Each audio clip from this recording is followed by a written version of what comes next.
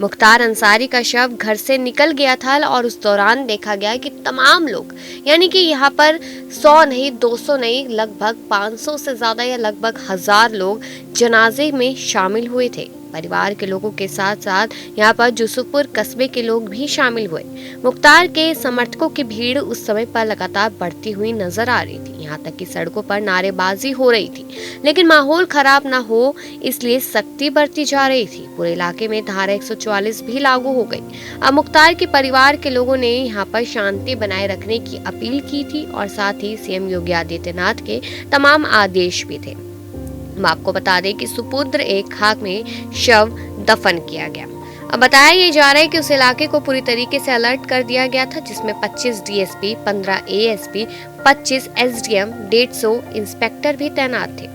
अब साथ ही साथ यहाँ पर आप तस्वीरें देखें तो आपको बता दें कि समाजवादी पार्टी के कार्यकर्ता सहित नेताओं ने मोहम्मदाबाद स्थित आवास पर पहुंचकर परिजनों को सांत्वना भी दी।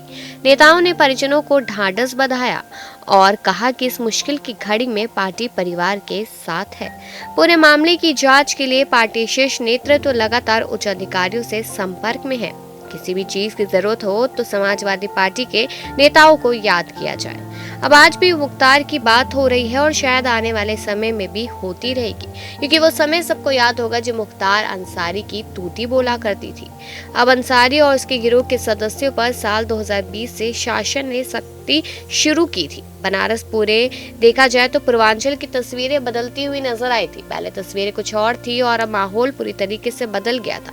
बताया ये जाता है कि मुख्तार अंसारी के जितने भी साथी थे सबने यहाँ पर अलग अलग तरीके के काम खोल लिए।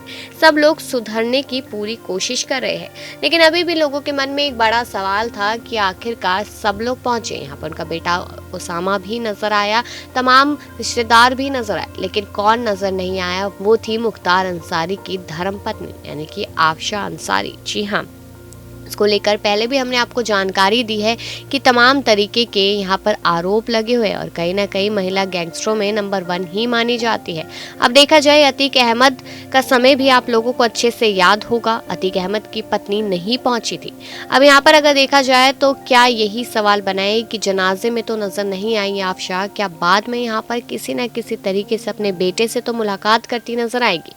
अब यहाँ पर बताया ये जा रहा है कि 2021 से ही फरार है और उसके खिलाफ गाजीपुर और मऊ से कुल 75,000 रुपए का इनाम और लुकआउट नोटिस भी जारी किया गया है।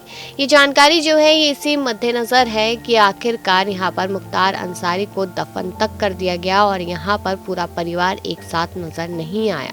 वो तमाम तस्वीरें हमने आपको पहले भी दिखाई थी कि उनकी पत्नी के साथ उनकी फोटोज, लेकिन अब यहाँ पर वही धर्मपत्नी नहीं पहुंची। तो इस बड़े सवाल लगातार बने हुए हैं और तमाम तरीके की जानकारियां भी लगातार हम आप लोगों के साथ साझा करते रहेंगे, क्योंकि मुख्तार अंसारी का जो जीवन है उन्होंने बहुत कुछ किया, बहुत तरीके से लोगों को परेशान किया, काफी लोगों की जान तक ले ली और किस तरीके से यहाँ पर अब ये कहा जा रहा है कि ऐसा शख्स जन्नत नहीं मिल सकती ऐसे शख्स को, ये भी बताया गया है।